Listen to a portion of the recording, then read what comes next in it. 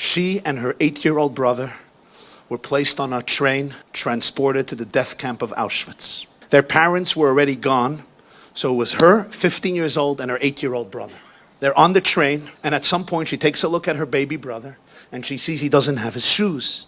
She says, "Where are your shoes?"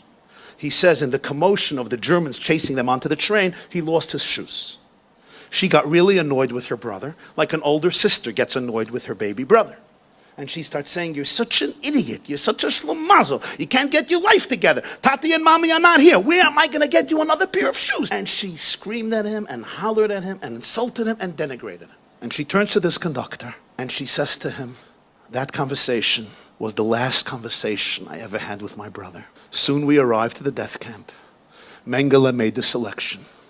He went in one direction, I went in another direction. A few hours later, his body was burnt in the crematoriums. And that was the last time I saw and spoke to my brother. And I could never forgive myself that my last conversation with my brother, moments before his brutal death, was insulting him, what an idiot he is, how foolish he is, what a moron he is, how irresponsible he is. I could never forgive myself. She says the day of liberation came. I stepped out of those cursed portals, Arbeit macht frei.